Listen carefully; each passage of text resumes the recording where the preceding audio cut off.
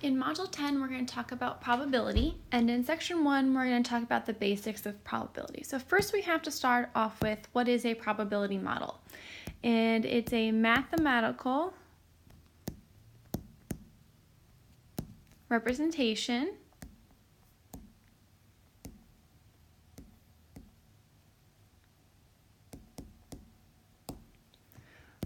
of a random event occurring.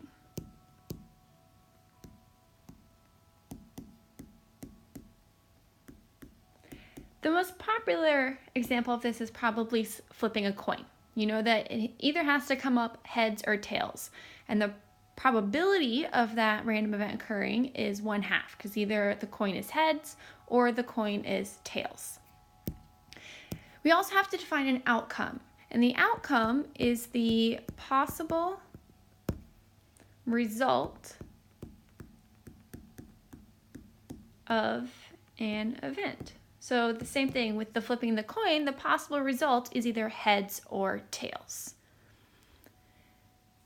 And then the sample space is all the possible outcomes of an event. So the outcome of flipping a coin is I can get heads. Another possible outcome is to get tails. So all of the possible outcomes are heads and tails. So let's take a look at an example. So what happens when we roll a dice? What is the sample space? What is the probability of each outcome? So the event is the rolling of the dice. And when we roll a dice, and we're going to assume this is a regular 6-sided dice, the sample space is all, so the event is rolling a dice. So the sample space is all the different possibilities you can get when you roll a dice. So we wrote that with an S for sample space, and then we use curved brackets to represent our sample space. So I can either roll a 1, 2, 3, 4, 5, or 6. And then probability of each outcome. So what's the probability I roll a 1? Well, there's only one of those, and there are 6 possible outcomes. So the probability, so we use the P, of a 1 is 1 out of 6. And it's actually the same probability of every outcome. So the probability of a 2, a 3, a 4, a 5,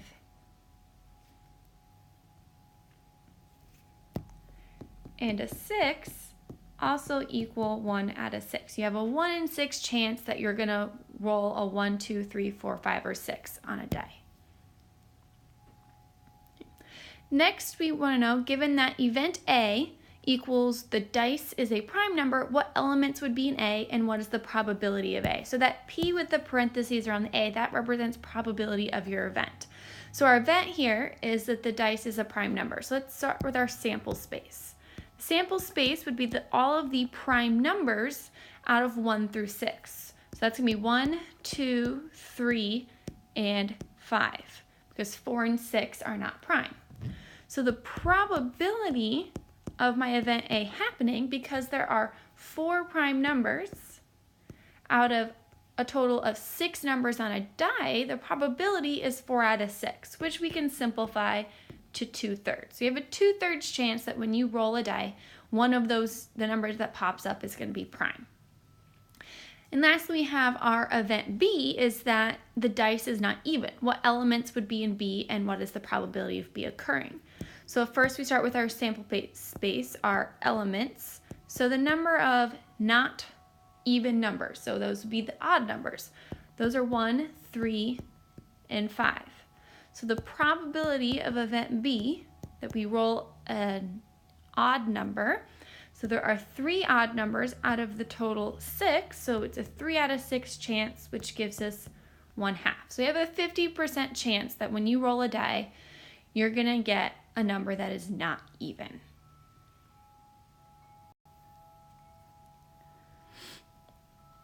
Next, we're going to take a look at a different type of example. So we have a bag of hair ribbons that contains 12 red ribbons, 9 turquoise ribbons, 8 yellow ribbons, 8 orange ribbons, 6 green ribbons, and 5 blue ribbons. We want to know what is the probability of not drawing a yellow ribbon.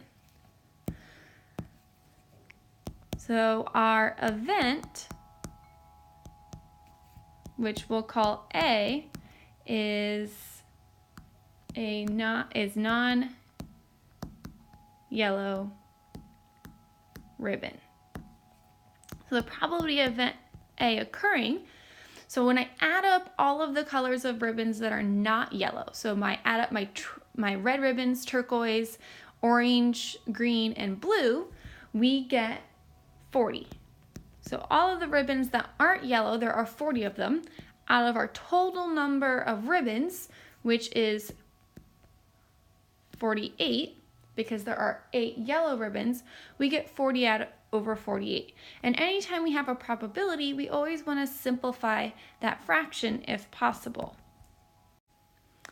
And when we simplify that fraction, we get 5 out of 6. So there's a 5/6 chance, which is a little over 83%, that when we'll draw a ribbon that is not yellow. Okay. Then our last example here is a shop offers 3 types of sandwiches: ham, veggie, and roast beef. They also offer 4 types of drinks: cola, coffee, water, and lemonade. If the probability event is a random customer ordering a sandwich and a drink, what is the sample space, and what is the probability that the customer ordered a veggie sandwich? So our sample space is all of our possible orders. So that would be our sandwiches: ham, veggie, and roast beef. It also includes our 4 types of drinks: cola, coffee,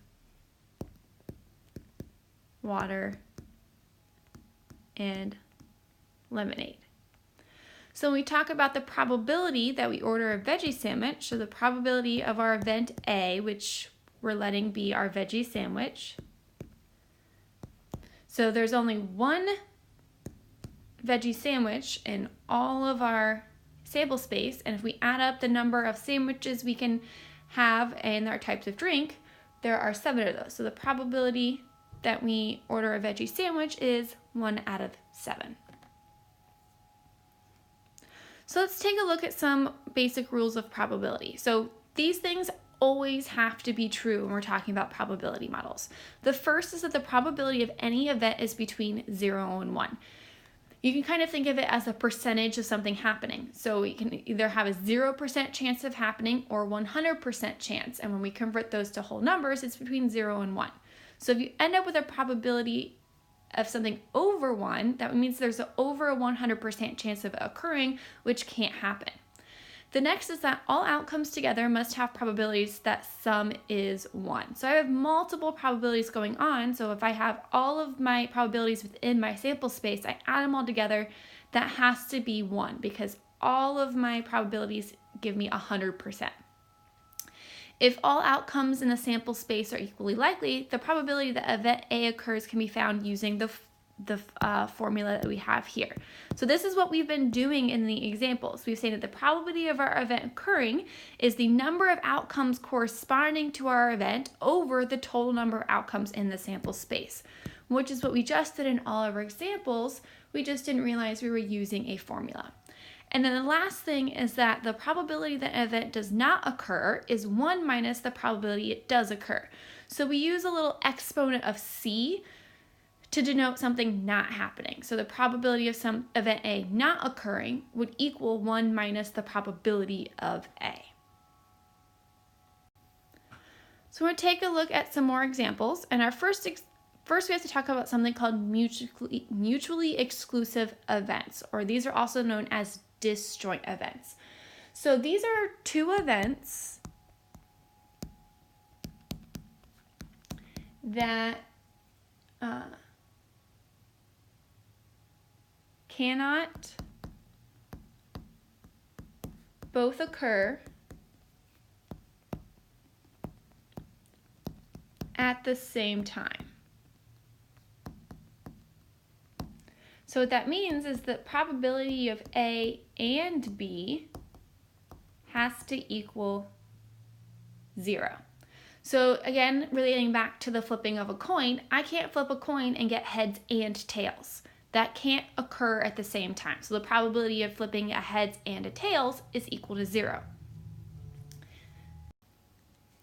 Now let's take a look at an example. So distance learning courses, which is taking a college class at home instead of on campus, are rapidly gaining popularity among college students. Randomly select an undergraduate student who's taking distance learning courses for credit and record the student's age. The probability model is given below. So we have split it into 4 age groups, 18 to 23, 24 to 29, 30 to 39, and 40 and over, and then the probability that someone in that age group is taking a distance learning course. So in our first example here, we want to find the probability the student is not in the traditional college age group, which is 18 to 23. So using those rules we just talked about, we know the probability of our event not occurring is 1 minus the probability that it does. So the probability that someone is in the 18 to 23 range is 0.57. So if we do 1 minus 0.57, we get that the probability of the event not occurring is 0.43. Another way we could do this, though, is since we know that the probability of not falling in that age group means that you're either 24 to 29, 30 to 39, and 40 and over, we can also say that the probability of it not occurring is just to add our other 3 together. So to take 0.17, add 0.14, and add 0.12. And we get 0.43 as well. So another way to approach it is to say, okay, I know the other 3 categories, I know their probabilities, add them all together, and that's the probability of someone not being in that age group. Okay. Next, we want to know what's the probability the randomly selected student is over 30. Well, there are 2 categories for a student is over 30. We have 30 to 39 and 40 and over. So our probability of our event, we'll call it B, that someone is over 30, is going to be the 0.14 plus the 0.12. When we add that together, we get 0.26. So the probability that someone is over 30 is 0.26. Now we're going to take a look at a different type of example that doesn't involve a table. So we have a single card is drawn from a deck. We want to find the probability that it is a 2 or a face card. So we're not given a table, but we want to find the probability of two events, one or another event occurring. So we want to find the probability of A or B. So we have 2 probabilities that we want to find. What we can do is we can add those 2 probabilities together. So the probability of A or B, in this case, the probability that we draw a 2 or a face card, is just to add those 2 probabilities together. So first let's find the probability of A. A in this case is that we draw a 2. There are 52 cards in a deck, and 4 of those cards are 2. So the probability of A occurring is 4 out of 52. Next, we want to find the probability of B, which is going to be our face card. Face cards are your king, queen, and jack.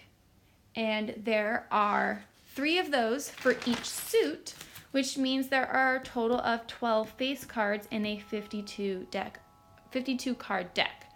So the probability that you draw a 2 or a face card, so the probability of A or B, equals 4 over 52 plus 12 over 52. And because those are fractions with the same denominator, when I add them, we get 16 over 52. And we can actually simplify that fraction. So the probability of A or B occurring is 4 out of 13.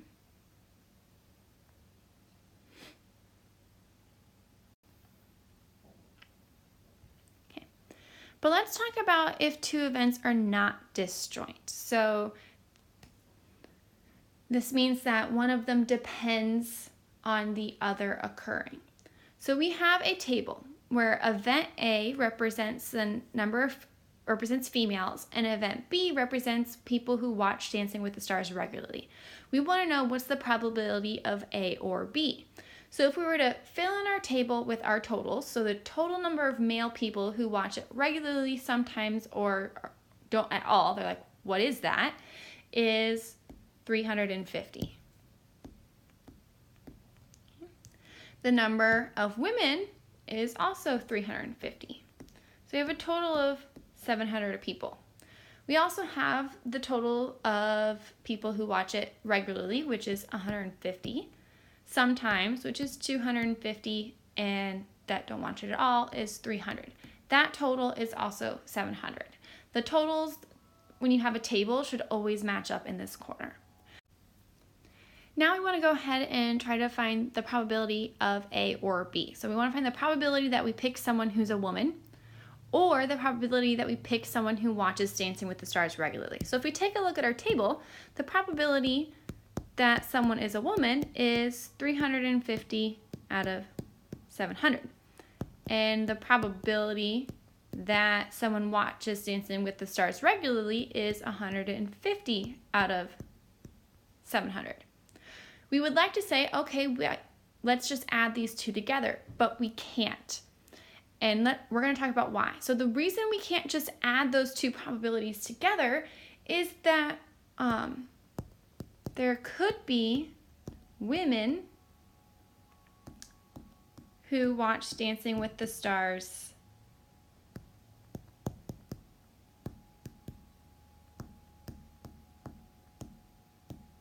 regularly. So what this means is we have someone who falls within both categories, which means you're actually accounting for some people more than once.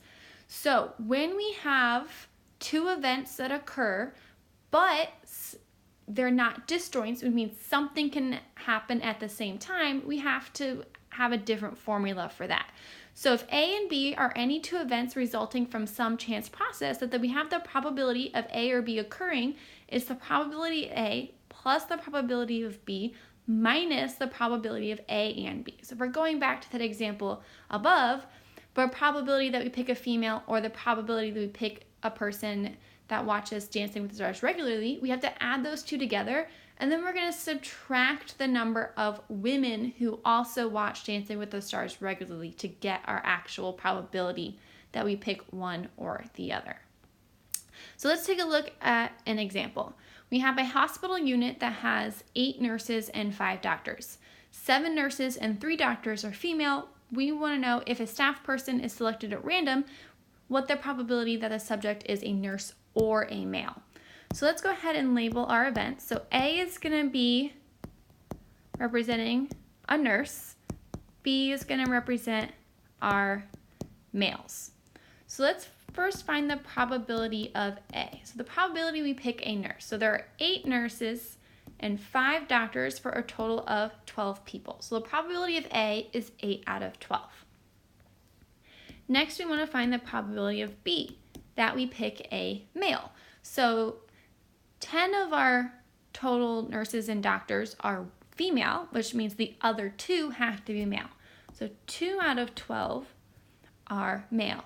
Now we have to account for the males that are nurses. So the probability of A and B. So 7 nurses out of the 8 are female, which means there is 1 male nurse. So the probability of A and B occurring is 1/8. Now we can find the probability of A or B. So the probability of A or B is going to be 8/12 plus 2/12 minus 1/8. When we add our 8/12 and 2/12, we get 10/12, and then when we subtract 1/8, we're going to end up with 17 out of 24. So the probability that we pick a person that is a nurse or a male is 17 out of 24.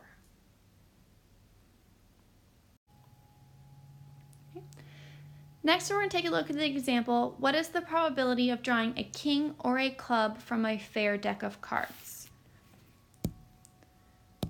So first we want to label our events. So event A is going to be drawing a king, and event B is going to be drawing a club. So first we want to find the probability of event A occurring. So the probability that we draw a king. There are 4 kings in a 52 card deck. And then the probability of event B, which is the clubs, there are 13 clubs in a 52 card deck. Then we want to take into account the probability of A and B. So the probability that we draw a king of clubs, and there is only 1 king of clubs in our entire deck of cards. Now we can find the probability that we draw a king or a club. So the probability of A or B is going to be 4 out of 52 plus 13 out of 52 minus 1 out of 52. So because all of my fractions have the same denominator, I can just go ahead and perform the operations. 4 plus 13 is 17. 17 minus 1 is 16. So we get 16 out of 52, which can simplify, and it becomes 4/13. So we have a 4 out of 13 chance that we'll draw a club or a king. So our last example, we want to know, are the events A and B mutually exclusive if we know the probability of A is 1/4, the probability of B is 1/3, and the probability of A or B is 7/12. So remember when we talked about mutually exclusive, something is mutually exclusive if the probability of A and B occurring is 0. So we're going to use our formula to find out if the probability of A and B is 0. So we're going to use the probability of A or B equals the probability of A plus the probability of B minus the probability of A and B. Since we know 3 of these 4 pieces of information, we can use that to find out if the events are mutually exclusive. So we know the probability of A or B occurring is 7 out of 12. So that equals the probability of A, which is 1/4, plus the probability of B, which is 1/3, minus the probability of A and B. Next, we want to go ahead and add 1/4 and 1/3. 1/4 is the same thing as 3/12, and 1/3 is the same thing as 4/12. That way I can add the 2 fractions since they don't have common denominators. So 3/12 plus 4/12 gives us 7/12. So we end up with 7/12 equals 7/12 minus the probability of A and B. So if I were to go ahead and solve, I would end up subtracting 7/12 from both sides. So I end up with 0 equals the negative probability of A and B. And I can divide by -1. So we end up with that the probability of A and B both occurring is 0, which means that yes, the events are mutually exclusive.